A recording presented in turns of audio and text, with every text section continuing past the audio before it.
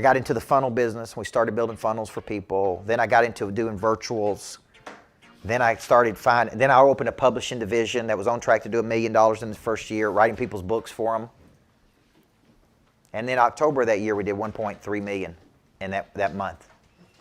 So we did over $1 million in 1 month in October of that same year, right in the middle of the pandemic, when I couldn't travel anywhere. And I look back on that and I say, what activated my drive like that? Because I reached a freakish level of success, which is what the book subtitle is, How to Reach a Freakish Level. You know what really did it? Fear.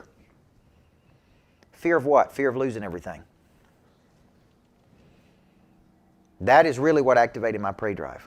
So I went home one night and I told my wife, I ain't going out like this. I ain't working 30 years to get to this level to lose everything. And I'm going to find another gear. And I asked my wife why she married me. And first she said the looks, of course. But she said, here's what she really said. She said, I have never met a man in my life or dated a man that I knew would always find a way to take care of us like you. I knew you would always find a way, no matter what it took, to take care of the family. Okay? That's what she said. Now, what I figured out during this period is that was the best thing that ever happened to me. So I had two things, there was really 2 or 3 activators here happening. Number one, I had fear of losing everything. Fear of losing my lifestyle. Fear of having to sell everything. Fear of going back to, right? That was fear. Then I had number 2, competition. Now I got a competitor. I had a nemesis. I had something that was keeping me from getting where I was trying to go. Like back in the old days when I was a basketball coach and I couldn't beat somebody. Like now I just had this pandemic that was keeping me from getting from here to there. Okay? And so I had fear of loss. I had competition. These were the 2 greatest activators of my prey drive during that period. So I want you to think of this is, who are you in competition with right now? And how do you use competition? Now think of somebody who's just really kicking your butt. And how does it motivate you? I think you need a trophy to win. David Goggins talks about the trophy in the mind.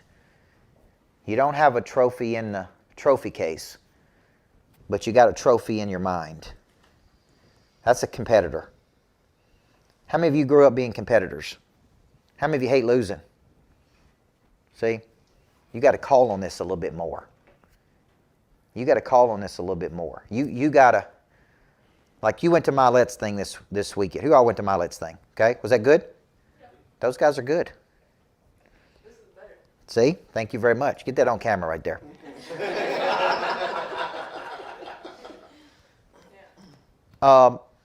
Because I see those guys, they're all friends of mine. Not so much Frisella because I don't know him that well, but Milette has been good to me. Endorsed the book. I could call him right now. He would answer. He's always been good to me since we spoke together at 10X. Grover's always been good to me. A lot of those guys have been really good to me, but here's the deal. They're still friendly competitors to me. Because you got a choice many times to spend your money with them or spend it with me. Does that make sense? I appreciate that competition. So when I see that Milette's got 3,000 people on a Saturday in Nashville, you know what that activates in me? My prey drive. I'm like, I want to have 3,000 people in Nashville. So when Grover and I speak, because Tim Grover and I are good friends, we were downstairs shaking hands and signing books one night, and Grover said, man, I always love speaking with Coach Burt because Coach Burt brings out the best in me. He said, when I'm on stage and Coach Burt's on stage, it's competition to see who the best is. You with me? And he's a competitor. He's freaking Jordan's coach and Kobe Bryant's. Like, we're competitors. So it's not negative competition. It's like, I'm going to bring my A game and you bring your A game and let's see who wins today. Right? And there'll be sometimes he's like, you got me today. And there'll be sometimes I say, you got me today, man. You were on your A game. See that? That's an activator of prey drive. So if I'm a real estate agent, see, a lot of people tell you don't compare yourself to other people. Is that what you hear? Yes or no? Because comparison creates unhappiness. Here's what I would tell you.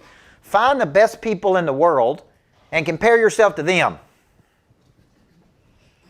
If I brought up Michael O'Donnell up here, number one, you're right, a solar guy, and I said, what's the difference between you and him? What does he do that you don't do? Right?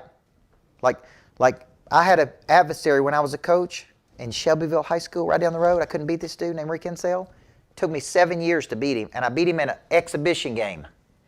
Didn't even count. You with me? But it did count. Because I got his attention that night that we beat him in an exhibition game.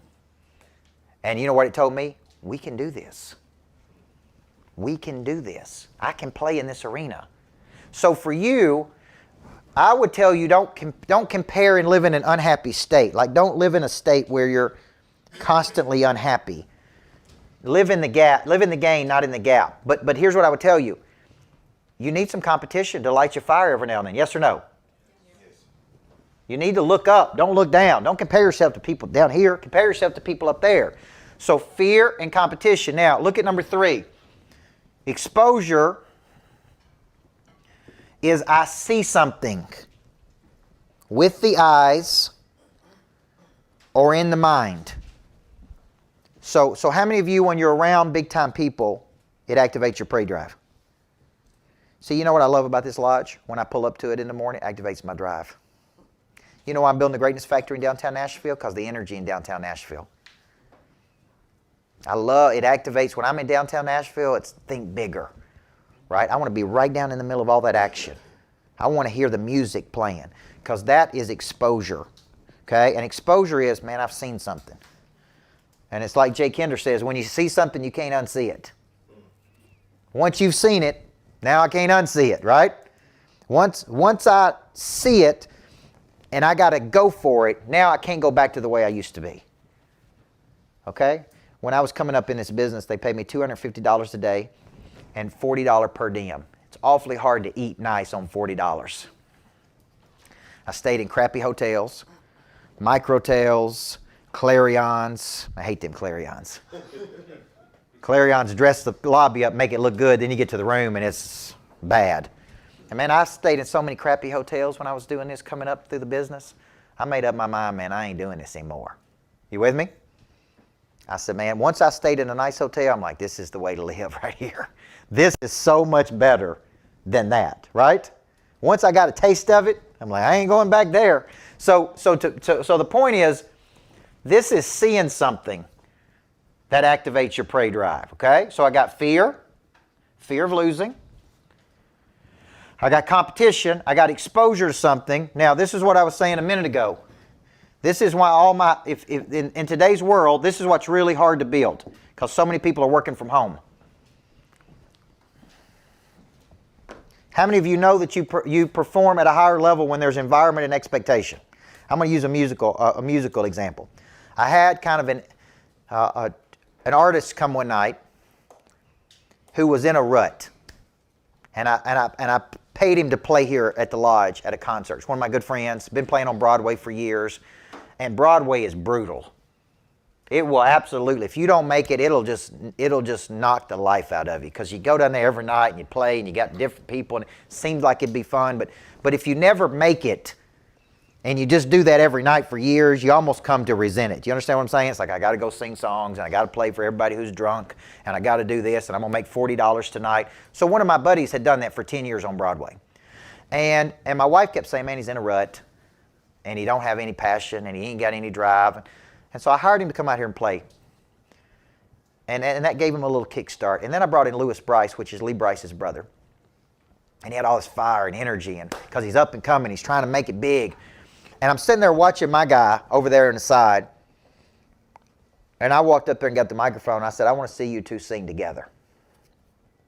I want you to pick a song and sing it together for everybody. And you should have seen how my guy upped his level to play side by side with them. It was awesome. It was like just getting in the arena and the environment. It's like I got to play up. Some of you, during this period, you got out there in La La Land, you work from your home office, you get up late, you drag around, you don't have a structure, I told you, I'm at my best when I'm in that gym at 5 a.m., yes or no? Okay, so if I know that, tonight when it comes time to go to bed, I'm like, man, I need to get my butt up in the morning, I need to go to bed, because I feel so much better. You with me? What environment do you need to be in? If I came to your office, what structure do we need to create so people are operating at a high level? That's environment.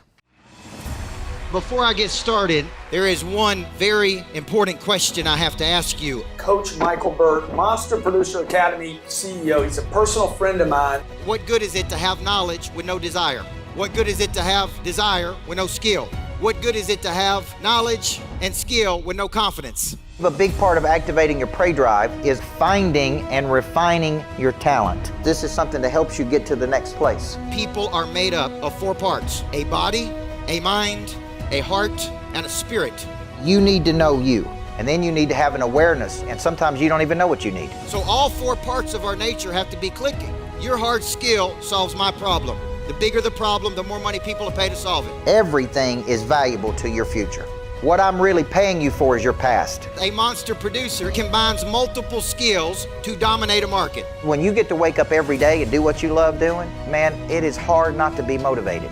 They think at a higher ordinance than everybody else. They want to create new things. I have a conviction about me, and that's the conviction that you feel when I talk, when I speak. It comes across as passion.